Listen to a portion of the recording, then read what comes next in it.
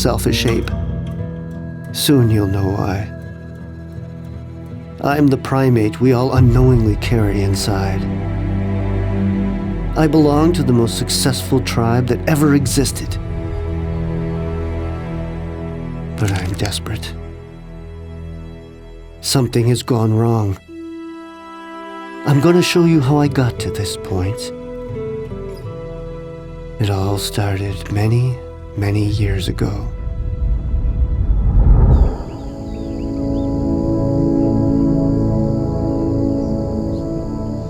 This is the oldest story in the world. The war that made not only us primates what we are, but all the other animals as well. Our lineage evolved out there, in a dangerous world in which only the winners are capable of surviving.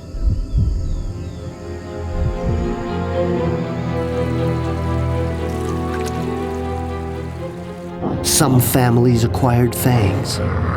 Others procured amazing adaptations that enabled them to prosper in the most inhospitable places on the planet.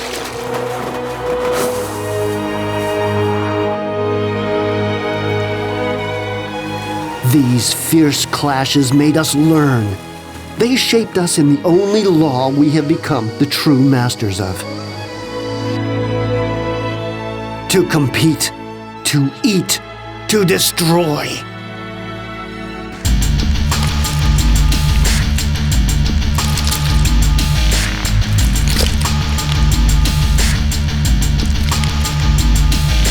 From a caste of vegetarian primates, we had to learn to kill, and thus we became carnivores. But our tree-dwelling past shaped us forever.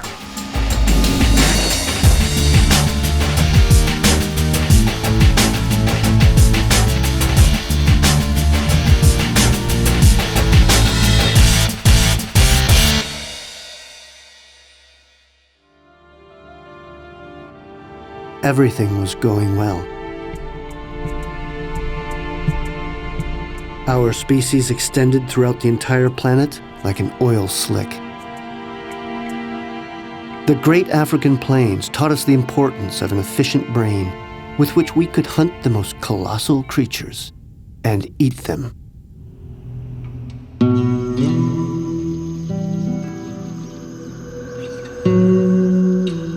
The plain dwellers lived in immense herds that provided us an abundance of meat.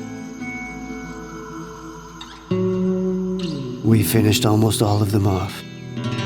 Today, only one of the large ones is left, the only giant we've allowed to live.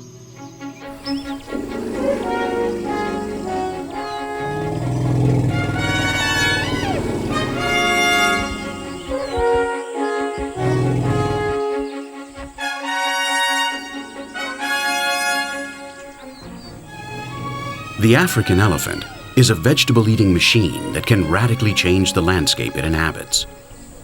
It is the mega herbivore, a 21-kilogram heart at the service of a trunk. This, the greatest devourer of plants on the planet, is not the only one capable of irreversibly altering its environment.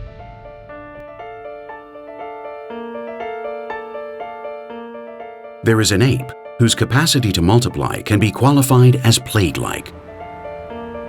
The selfish ape.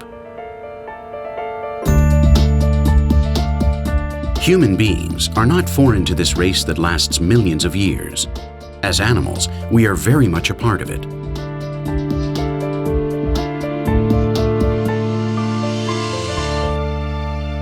We belong to the ancient lineage of primates.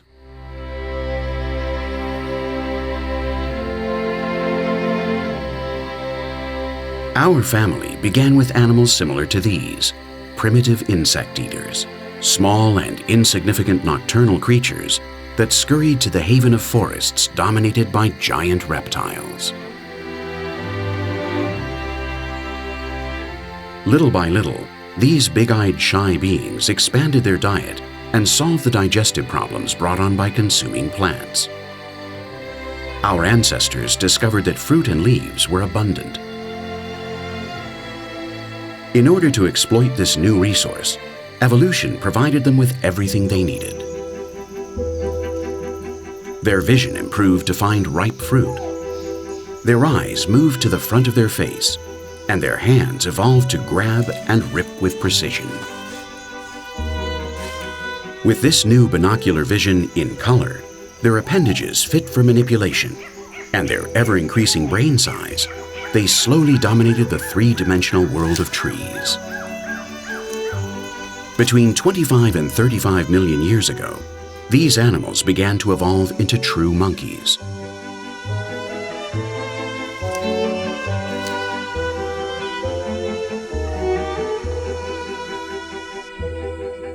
Their tails became longer and more flexible. Instead of running and jumping, they began to use their arms, swinging and grabbing on with their hands.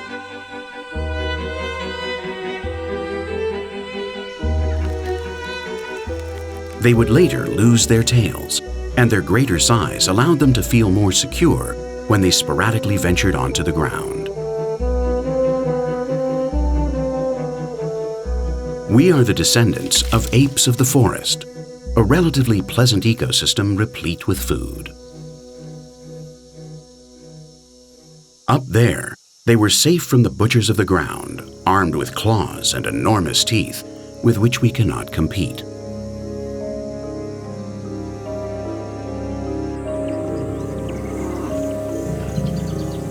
But something happened. Some 15 million years ago, because of a global climatic upheaval, forests became smaller. Ancestral monkeys were then faced with a dilemma. They either hung on to what was left of their old wooded homes, or they would be forced out into the dangerous savannas. We were literally expelled from paradise, from our fruit-filled garden. The ancestors of the large primates of today decided to stay. It was a bad decision, because things have not gone well for them since then.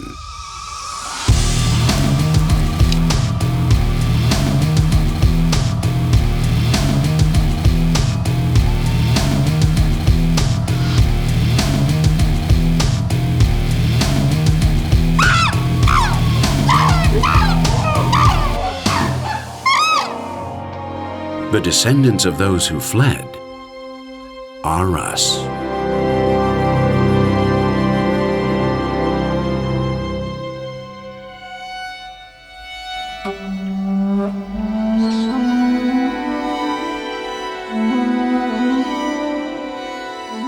All this history is heavily imprinted in our genes, much more than we are willing to admit. The strangest animal on the planet is on its way.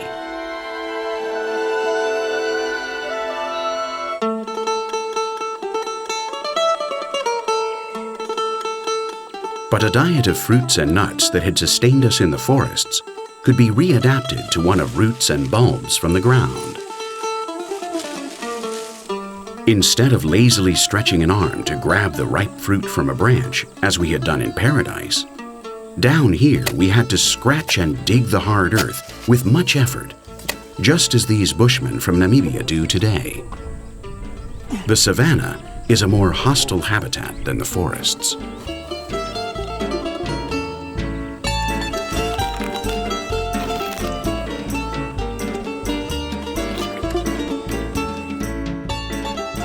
We complemented this costly diet with small animals from the ground that were easy to capture.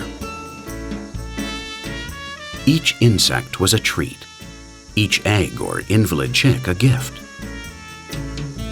This larger intake in proteins rendered large belly sizes to digest heavy leaves unnecessary. An increase in brain size came at the expense of a reduction of the digestive system. Thus, fibrous plants that were difficult to assimilate gave way to meat and animal fat.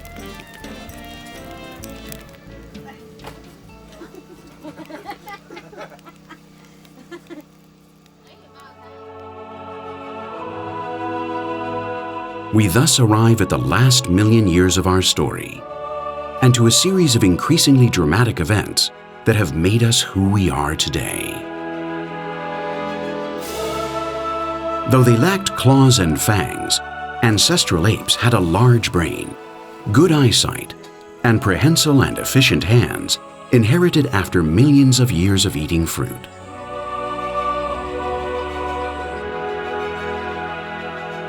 And also, as with all good primates, a certain degree of social organization. Then we became addicted to animal protein, and we began to hunt more and hunt better, thus increasing our intellectual development.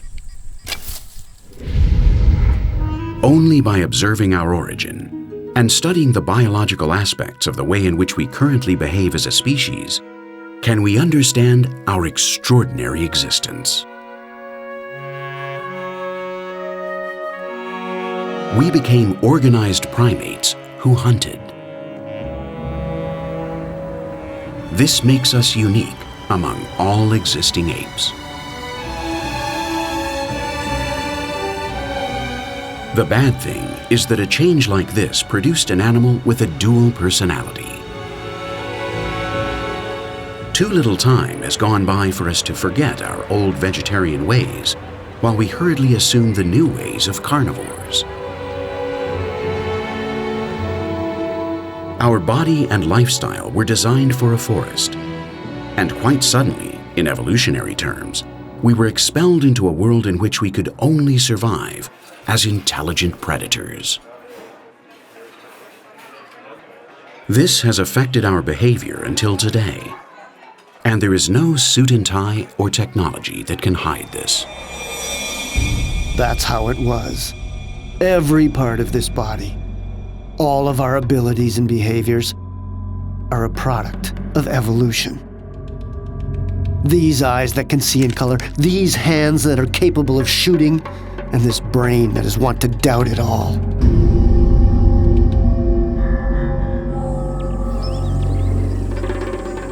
We became so strong that we were able to invade the entire planet by following large migrant animals to rob them of their meat. It didn't matter where they went, in the heat or in the cold. There we were, ready to finish them off. There is an evolutionary theory that suggests that the first hominids, after becoming addicted to the meat of these animals, followed them in their migrations. And this is how we left Africa and colonized the world. But the planet is no longer what it once was. The selfish ape is everywhere and competes for space with the great herbivores. In this war, we know who will always be the loser.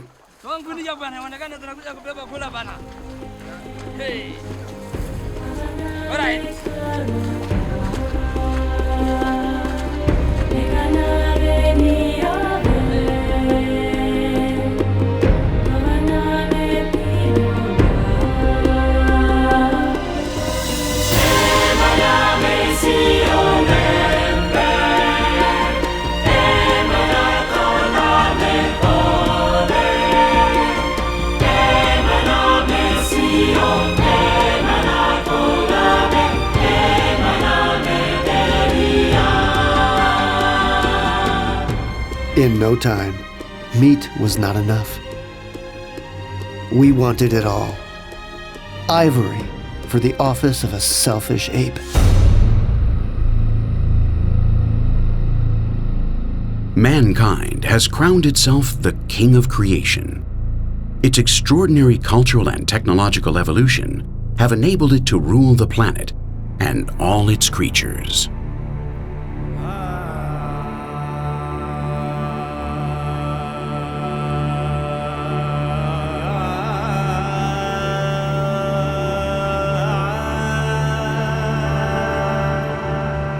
In the 21st century, the overpopulation of the planet, which will soon reach 7 billion people, as well as a climate change caused by our out-of-control thirst for energy consumption, pose serious threats to the supposed success of those who call themselves sapiens sapiens.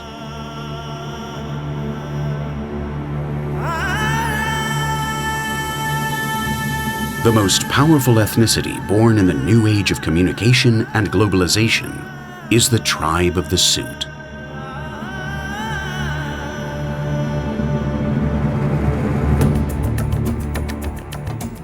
If an extraterrestrial observer studied us from a zoological standpoint, just as we do with all other animals, what conclusions would it draw from our behavior? Isn't it true that many of our actions are frankly stupid and unintelligent? If we weigh our successes against their consequences, are we truly an evolutionary success? The worst of it is that we do so knowingly. No member of the tribe of the suit can allege in their defense that they do not know what we are doing to our own future as a species.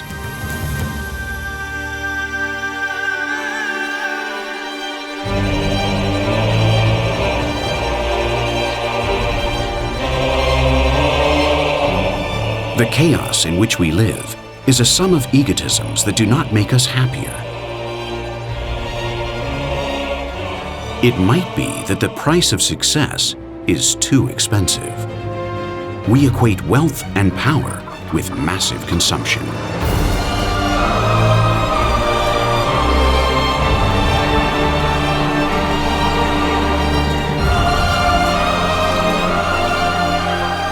Only we are capable of eating without being hungry, drinking without being thirsty, and exterminating other animals only to wear their skins.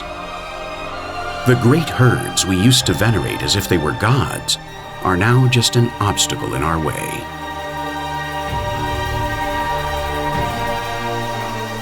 In the world, there are more poor and chronically underfed people than there were in the beginning of the 20th century.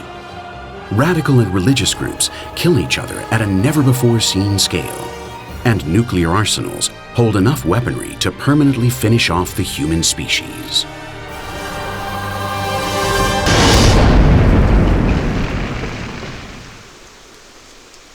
We were an impressive, beautiful animal before all this began.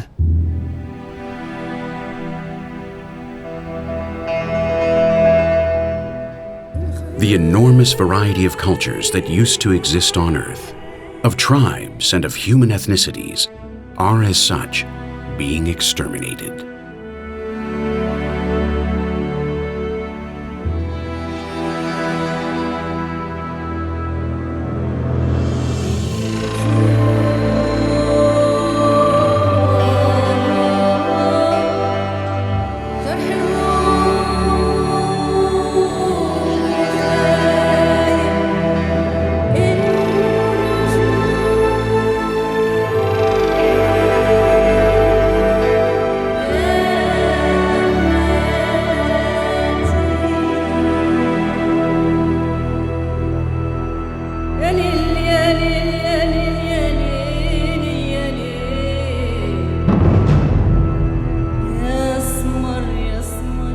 The number of autonomous ethnic groups in the world reached its zenith in the year 1000 before Christ. At that time, there were some 500,000 different tribes. Today, there are fewer than 200. Experts figure that in the year 2300, there will be only one state.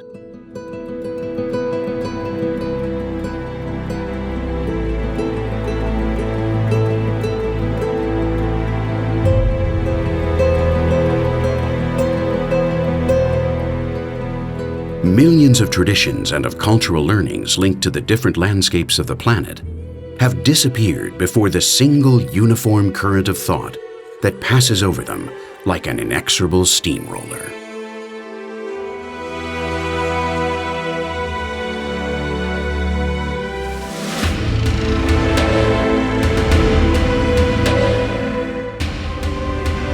The rites of the tribe of the suit spread throughout the planet like a plague, annihilating other cultures. They don't care about religion, races, or creeds. Their only God is economic success. The tribe of the suit is all of us and no one.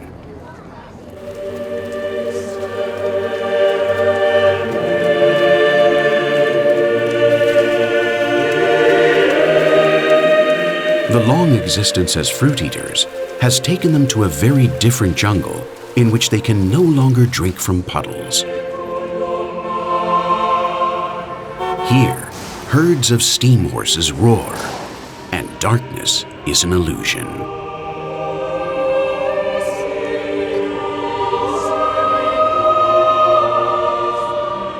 These places are better fit for insects than for primates.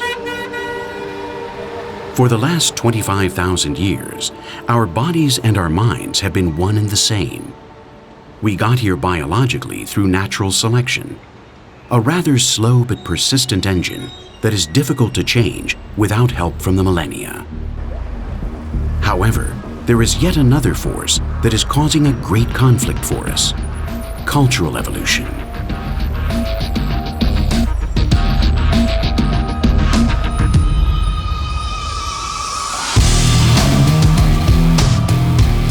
This changes quite fast, too fast. It places the habits of an internet surfer in a body that is not so different from that of a chimpanzee.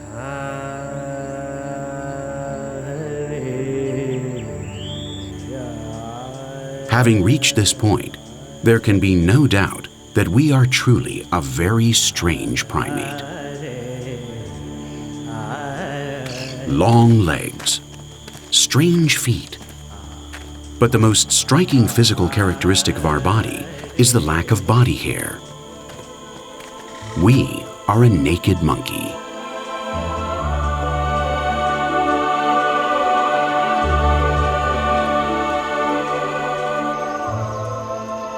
It's something unique among primates, and very infrequent even among mammals.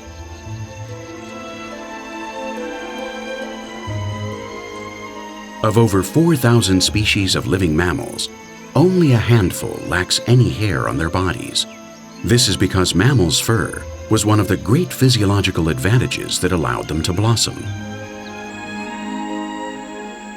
It protects them from the sun and the heat, preserves them from the cold, and reinforces the skin.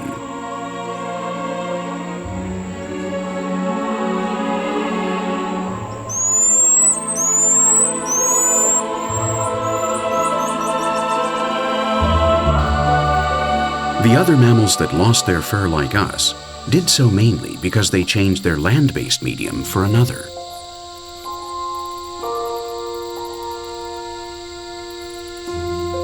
Bats, for example, bared their wings in order to fly. They're the only mammals that have conquered airspace.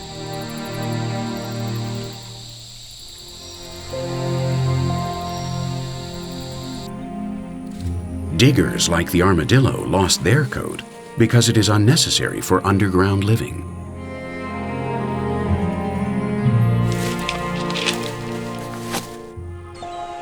And aquatic mammals did it to adapt to water.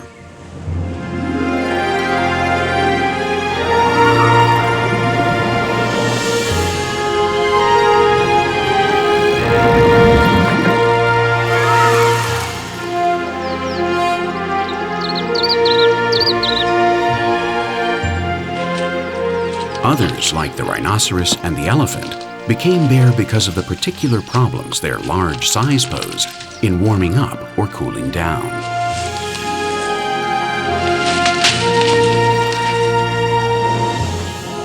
But we don't fly like bats, nor do we bury ourselves like armadillos, nor are we as big as elephants. So if we lost our fur, there must have been a powerful reason. But which? Something must have happened during our evolution. In order to explain this, scientists have expounded a variety of hypotheses.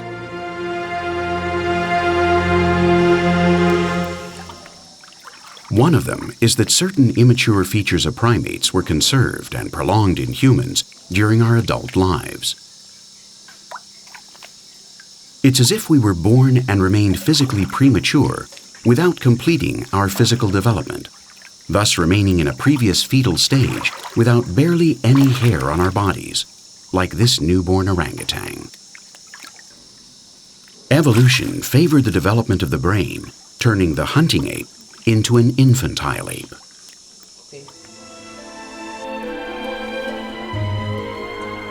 Upon birth, our brain is only 23% of its adult size.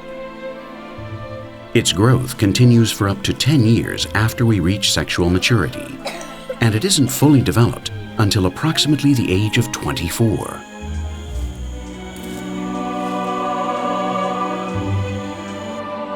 The brain of a young chimpanzee, on the other hand, reaches its full growth at its first year of age.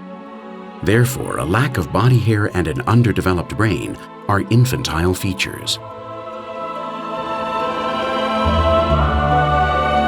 Other characteristics that could come from this so-called neoteny are our long, fine neck, different from that of other primates.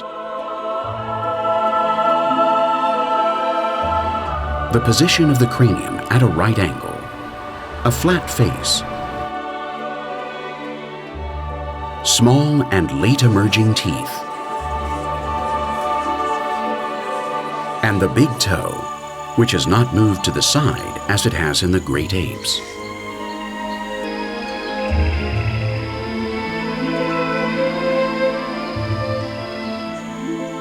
All of these would be embryonic immature characteristics that are common to the fetus of a primate, and that we might have conserved in our adult age in order to survive.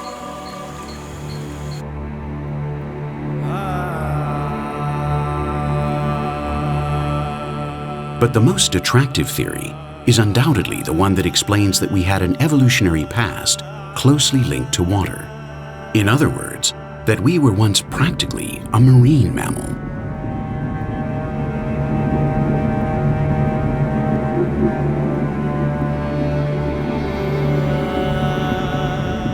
Known as the Homo aquaticus theory, it sustains that our lineage, before becoming hunters, went through a long phase as a semi-aquatic ape.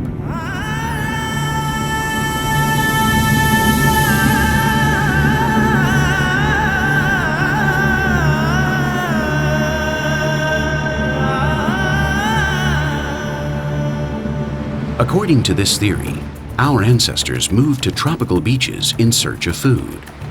This is an ecosystem rich in animal protein, and one in which it is relatively easy to obtain them.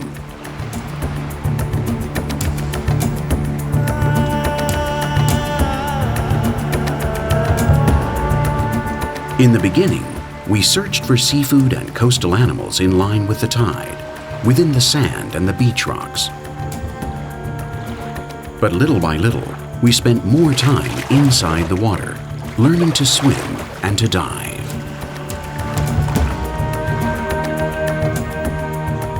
It was then when, according to this theory, we lost our body hair, like dolphins, keeping it only on our heads, the only part of the body that remained outside the water and exposed to the sun.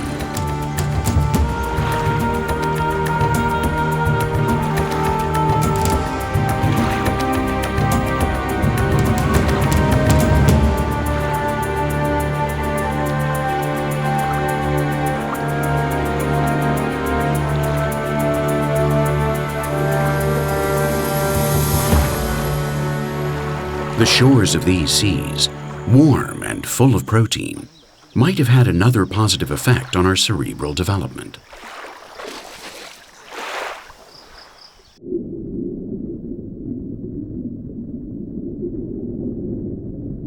Searching in those depths, our ancestors could have realized that the shells of mollusks were sharp and could be used as tools.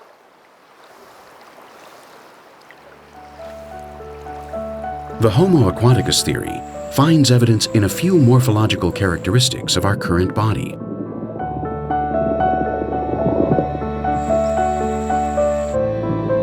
Such as our great skill at swimming underwater. This is really extraordinary among primates, most of which can't swim at all. We like water. We truly enjoy it. we're willing to invest a great deal of time, effort, and money to experience its invigorating caress.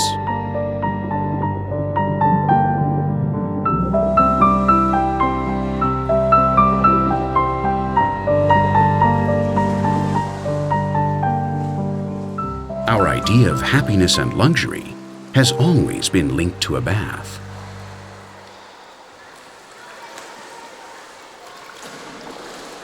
The members of the tribe of the suit often journey in their cars for hundreds of kilometers whenever they can, just to immerse themselves in water for even a few minutes.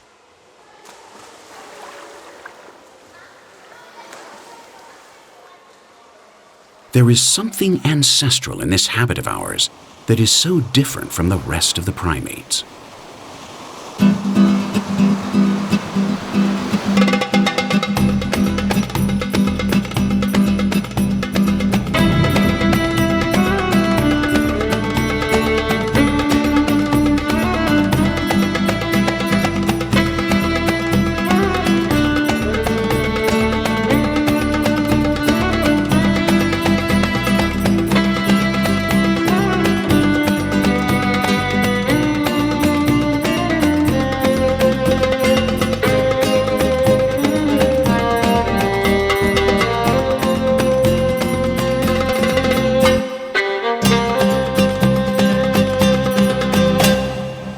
It might be that we members of the tribe owe water more than we believe.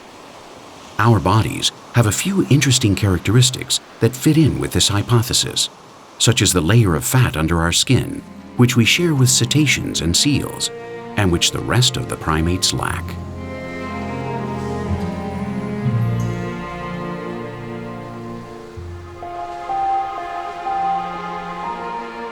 Our nose, long and different from other primates, works like the keel of a boat. It prevents water from entering as we advance.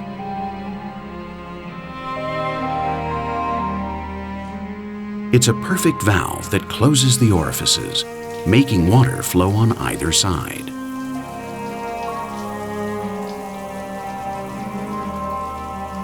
Our closest genetic kin, which do not float at all and hate water, have completely different noses.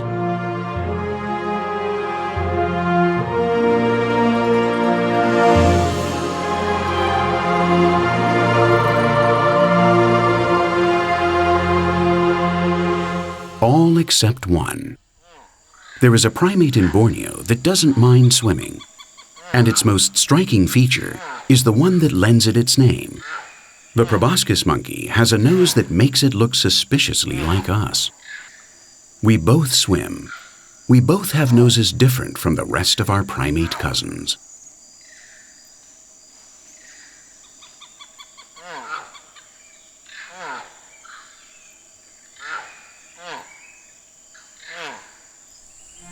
Natural selection doesn't produce something like this for no reason.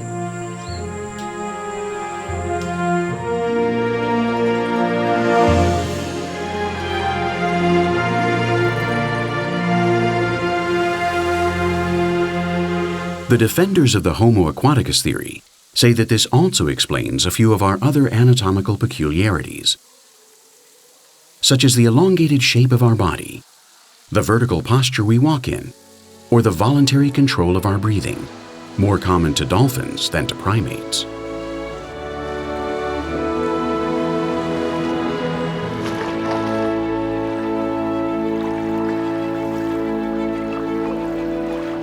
What is evident in all cultures is that from the moment we're born, water makes us happy.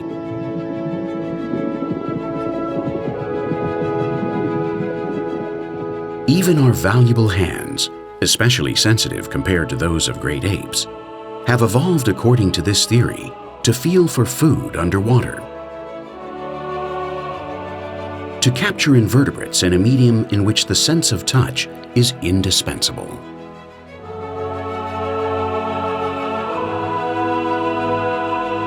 But this attractive hypothesis of our origins has been disqualified by science because fossil remains have never been found to prove it. Its defenders have a very logical explanation for this. No one searches for fossils under the sea in what were the coasts of Africa 1 million years ago.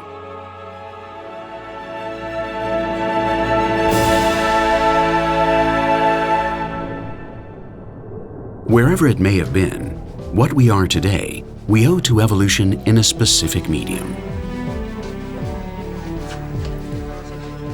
Not only physically, but in our day-to-day behavior as well. It's not easy to do without ancestral simian impulses that have been part of us for millions of years. Facing our animal side might make us better, but this seems difficult for us to do. We want to get close to God by denying our relationship with animals. The tribe of the suit attributes human dignity to the fact that we are outside of nature and that we are singular with respect to all other animals, but we differ in only 1.23% of our genes from our closest relative.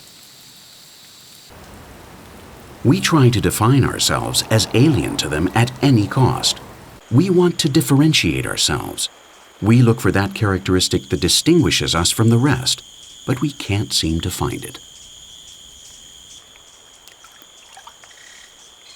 Our common ancestor lived only 6 million years ago, a very short time span in evolutionary terms, barely a sigh.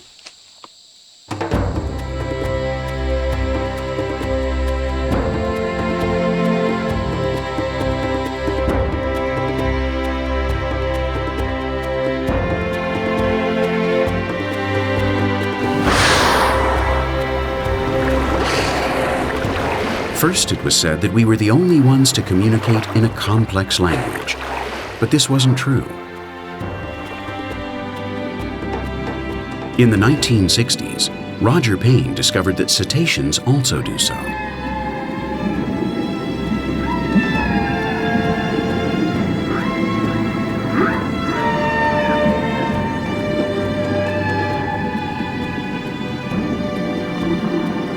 Then this distinguishing feature was searched for in the idea that only we built and used tools. But Jane Goodall refuted this by observing large primates. Some, like this gorilla, are even capable of building and using a musical instrument.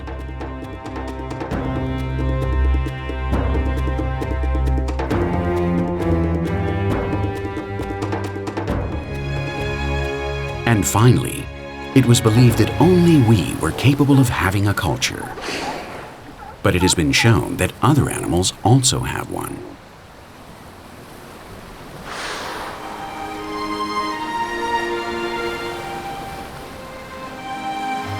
Biology teaches us humility with each discovery.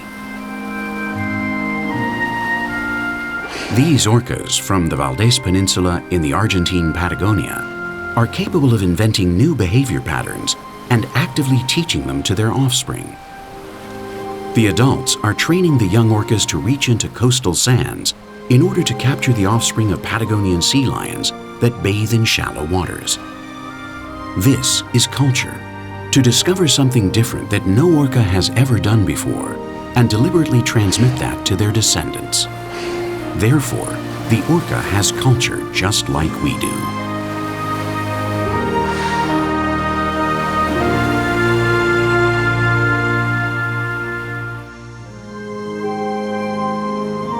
To claim other animals and primates as part of us isn't taking a step back. On the contrary, it means embracing our origins without shame. To see what we are, we just have to observe ourselves closely. Never before have we known so much. This is the first generation that is completely aware of what we're doing. There are many behavior patterns in the tribe of the suit that seem inevitable. One of them is our blinding obsession with hierarchy and social prestige. Because we developed as a hunting ape in reduced communities of around 100 members, it seems that the problem began when we went on to live in large cities surrounded by thousands of unknown fellow human beings, where primitive hunting expeditions became expeditions to go to work. What's more, male groups mix with female groups in companies. All of these are experiences for which we were not designed.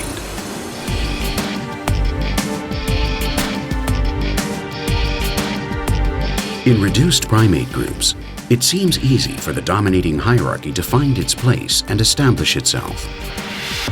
But in a massive urban community, the situation is much more strained. Every day, the selfish ape is exposed to unwanted encounters with countless strangers. An unprecedented situation for any other primate species. It isn't possible to engage in a social hierarchy with all of them, which is why we use the so-called anti-contact bylaws that allow us to go through life without dominating or being dominated, and clearly establishing who we are. We do so without realizing it, but it requires a great deal of effort on our part. There is an excess of stimulus. This is why we avoid eye contact, pointing, and establishing direct body contact.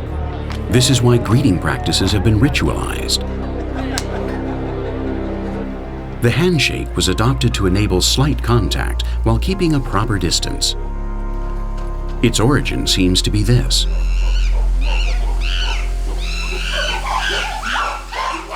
Napoleon, this male-dominant chimp, is quite nervous. To calm him, one of the females places her hand near the male's mouth. "Bite me if you want to," is what this gesture means. This calms him, as it is an example of submission, of friendly greeting, just like ours.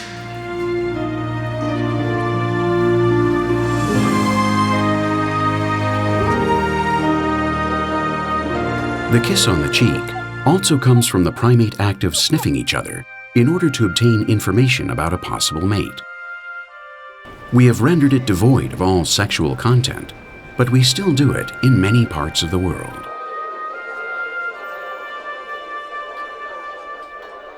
But even when we were able to build dangerous weapons, we had to also develop so-called appeasement signals in order to create friendly links within the group.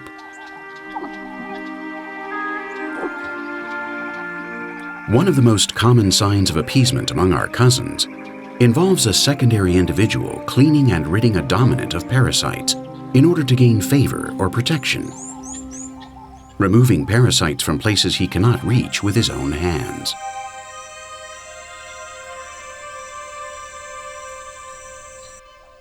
We started out doing exactly the same thing, but the ritual became ever more complicated, and because in a city we can't rid our boss of parasites in order to get a raise, we had to invent a substitute mechanism. What biologists call an invitation to social cleaning is what allows the weak animal to be present near the dominant one. He is allowed to stay thanks to the service he provides. It started out as an invitation through a click of the lips like chimps do.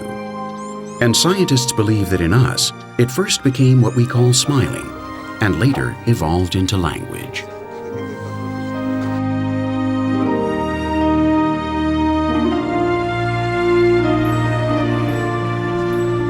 The language of courtesy, that trivial banter over unimportant issues that does not inform us about anything nor transmits any real feeling, is the human version of the social cleaning of the rest of the primates. It only has one end: to gain favor and be accepted.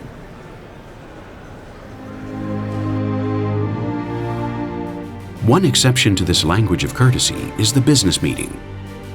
In order to maximize time and not waste it in unnecessary social cleanings, formalities are exaggerated.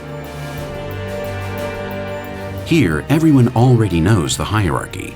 Everyone knows who's the boss. It's not necessary to clean him. This verbal cleaning appears only briefly during the greeting and the farewell. Many of our most everyday gestures also have rather unsuspected origins. Any angry ape will try to intimidate others in its group by making its hairs stand on end to seem larger and more menacing. We do the same thing, placing something on our head that will make us seem larger to the person before us. Male gorillas have an oversized crest to impress their rivals. Our military and police uniforms are based on the same principle. Tall headwear and shoulder pads make us fierce. All of this for the same reason. The selfish ape of the tribe of the suit must maintain its place in society and, if possible, improve it. But they must do it cautiously, without jeopardizing their cooperative contacts, because we need to feel that we belong to a group that will protect us.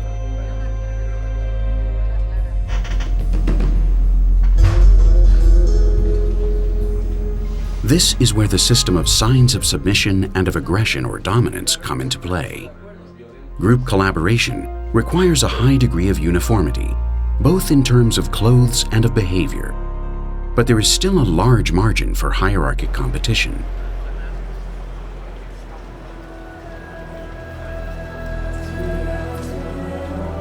The suit and tie, our symbol, is the best example. Its presence or absence sends us messages. It must be present in business situations, but it could be of a brand name, or colored, loud, or serious, fashionable, or a classic.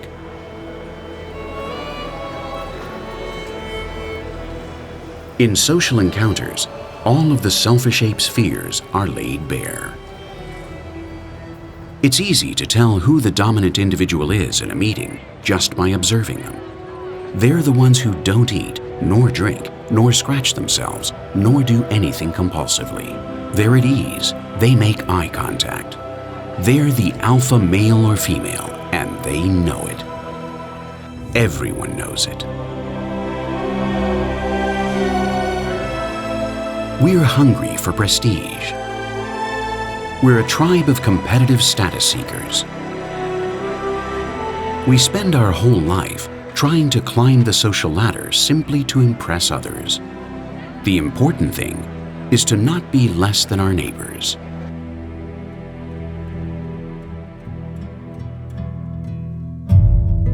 This makes us permanently unsatisfied, a condition that could be the key to our foreseeable and dark end as a species. We compete amongst ourselves, but who really wins? Nobel Prize winner Konrad Lorenz said that human civilization increasingly foments what he called the degenerative types. Is it possible that the tribe of the suit is favoring the failure of the best over the mediocre? Many scientists assure this. There is a strong tendency to try to destroy anyone who stands out. When a true genius arrives in our midst, he or she can be recognized because of one common behavior pattern. All mediocre members conspire against them. Dr. González de Rivera has described this as AIM, active inoperative mediocrity syndrome, people whose objective it is to annihilate the advance of a brilliant person.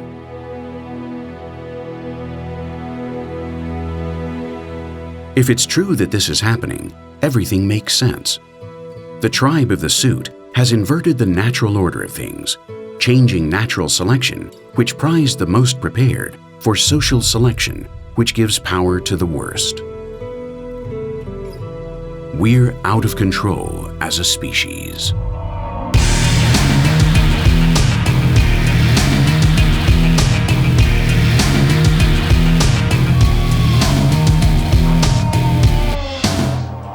Maybe it'd be best to just let the planet go on without me.